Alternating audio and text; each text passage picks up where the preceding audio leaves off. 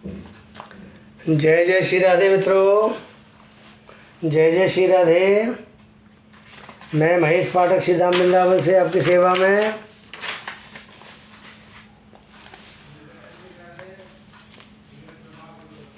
मित्रों, हमारा जो ये आपके सामने अभी हम आपको राजयोगों के बारे में बता रहे हैं कि कुंडली में राजयोग कैसे कैसे बनते हैं, राजयोगों से हमें क्या क्या फल मिलता है और राजयोग हमारे लिए क्या करते हैं।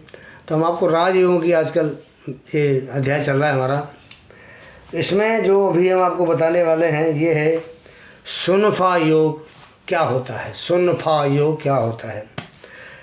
मैं महेश पाठक श्रीधाम वृंदावन से। मित्रों, आप हमारे इस चैनल को सब्सक्राइब करें, बेल पुश बटन को दबाएं ताकि आने वाले जो वीडियो हैं, जानकारी से भरी जो वीडियो हैं, आपकी शिक्षा को आगे बढ़ाने वाले जो वीडियो हैं वो सबसे पहले आपको मिले। और मैं आपसे गुजारिश भी करता हूं कि मेरे वीडियो को आप देखें इसको और इसको आप लाइक करें। आप लाइक करेंगे तो गूगल और यूट्यूब इसको जल्दी से आपके सामने पहुँचाएगा, क्योंकि वो जल्दी से पकड़ता है। जो लाइक वाले वीडियो होते हैं उनको बहुत जल्दी पकड़ता है वो, और जल्दी पकड़ेगा तो आपके सामने जल्दी रखेगा। और इसको शेयर भी करें, क्योंकि ये जो नई नई जानकारी हम आपको बता रहे हैं ये जानकारी आपके इष्ट मित्रों को भी मिलनी चाहिए। इसलिए आपको इनको लाइक भी करना चाहिए, इनको शेयर भी करना चाहिए।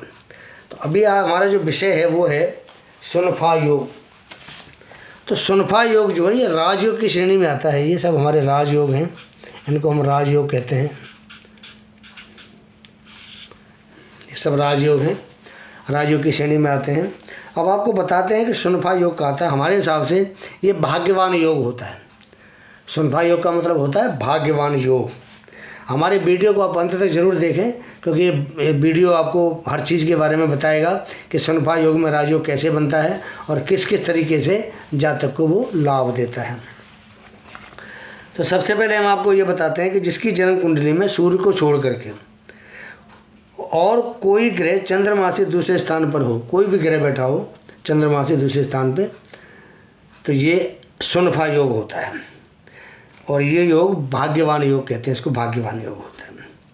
जिसकी कुंडली में सुनफा योग होता है वो अपने परिश्रम से धन संचय करता है, ख्याति प्राप्त करता है, प्रत्येक कार्य में होशियार होता है तथा किसी भी नए कार्य में बहुत शीघ्र ही निपुणता प्राप्त करता है। समाज तथा कुटुंब में भी उसका सम्मान होता है। इसको हम सुनफा योग कहते हैं। अब इसमें एक छोटा सा मैं आपको विवरण बताता हूँ कि इस योग तथा ऐसे ही अन्य योगों में चंद्रमा एक महत्वपूर्ण ग्रह होता है। इस योग में चंद्रमा से दूसरा स्थान किसी एक ग्रह या एक से अधिक ग्रहों से भरा हुआ होना चाहिए। चंद्रमा से दूसरा स्थान है, या तो इसमें एक ग्रह हो या इसमें ज़्यादा ग्रह बैठे हो, ज़्यादा ग्रहों से घिरा हुआ होना चाहिए। परंतु प्रत्येक ग्रह अलग अलग फल देता है। अब मानो ज़्यादा ग्रह तो इसमें बैठ गए। अब इसमें आपके सामने ये शुक्र बैठ गया, शुक्र के साथ में गुरु बैठ गया, गुरु के साथ में बुध बैठ गया, बुध के साथ में मंगल बैठ गया, शनि बैठ गया। ग्रह तो इतने सारे इकट्ठे हो गए, लेकिन ये जो ग्रह हैं ये सब ग्रह आपको अलग अलग फल देते हैं। और वो फल आपको क्या देते हैं आपको मैं बताता हूँ। मैं आप प्रत्येक ग्रह के बारे में बनने वाले सुनफा योग तथा उसके संक्षिप्त छोटे से फल का आपके सामने प्रस्तुत कर रहा हूँ। अगर मंगल चंद्रमा से द्वितीय भाव में बैठा है तो उसके द्वारा जो सुनफा योग बनता है वह व्यक्ति शारीरिक रूप से बलिष्ठ होगा, पराक्रमी होगा और उसकी वाणी में दृढ़ता एवं कठोरता रहती है तथा सभी से वो विरोध करने वाला होता है। कई बार वो अपनी वाणी को इतनी तेज कर देता है कि सामने वाला उसकी बातें सुन के नाराज भी हो जाता है।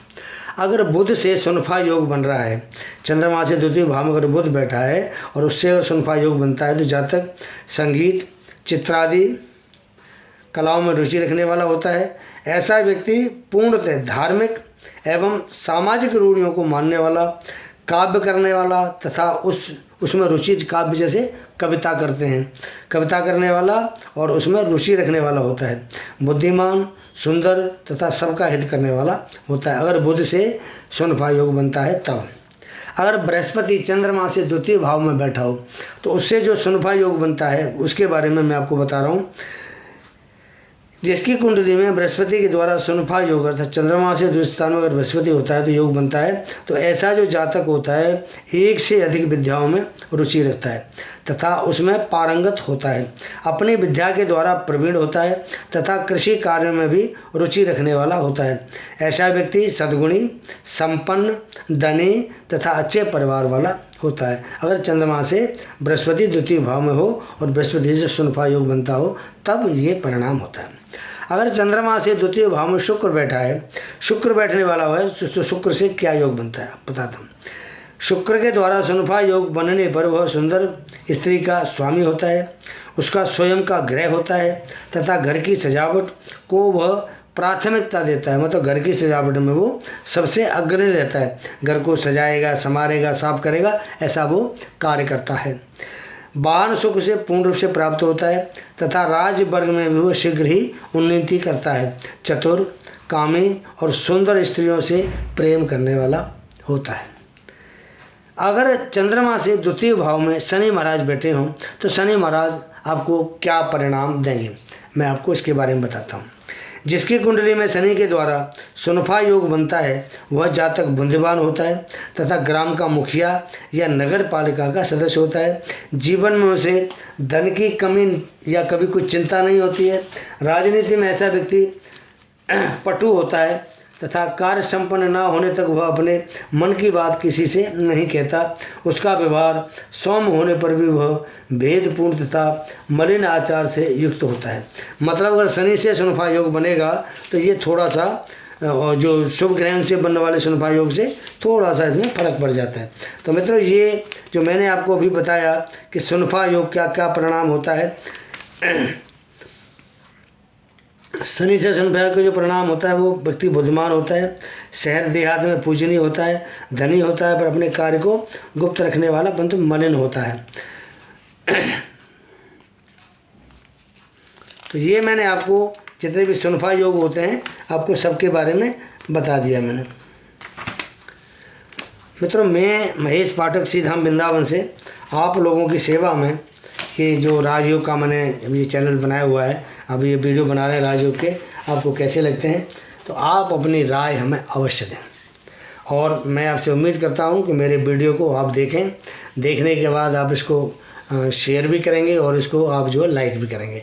मैं ऐसा उम्मीद करता हूं कि आप मेरा साथ अवश्य देंगे, शेयर भी करेंगे और लाइक भी करेंगे। इसके साथ ही अगर आपकी जन्म पत्री में, आपकी जन्म कुंडली में किसी भी प्रकार की कोई न्यूनता है, कोई योग खराब है या कोई ऐसी बात है जो आपको परेशान करती है, जैसे आपका शरीर स्वस्थ नहीं रहता, धन की कमी रहती है, बहन भाइयों से झगड़ा होता है या माता से आपका सही आप विचार नहीं मिलते हैं, वाहन की कमी है, भूमि मकान की कमी है या संतान का सुख नहीं है, संतान है ही नहीं या विद्या में गड़बड़ी है, शत्रु परेशान करते हैं, कर्जे से परेशान हैं, पत्नी से अनबन है या पति से अनबन है, व्यापार साझेदारी में घाटा हो रहा है या कोई रोग शरीर में ऐसा लग गया है जो आपको दवाई खाने के बाद भी ठीक नहीं हो रहा है, इलाज कराने के बाद भी फ़ायदा नहीं हो रहा, भाग्य में कहीं अड़चनें आती हैं, भाग्य साथ नहीं देता है, आपका जो कार्य क्षेत्र है उसमें आप जो भी कार्य करते हैं उसमें आपको घाटा होता है, आपको जो भी काम करते हैं उसमें आपको लाभ नहीं होता है और आप जो इतना पैसा कमाते हैं उससे ज़्यादा खर्चा आपके सामने होता है।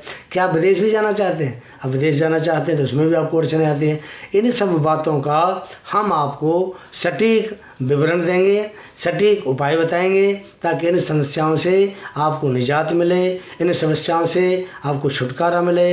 आप अपनी डेट ऑफ बर्थ इस वीडियो के नीचे हमारे फ़ोन नंबर भी हैं, हमारा व्हाट्सअप नंबर भी है, आप हमें व्हाट्सअप कर सकते हैं, आप हमें फ़ोन कर सकते हैं, फ़ोन से कांटेक्ट कर सकते हैं या आप हमें व्हाट्सएप पे चैट कर सकते हैं।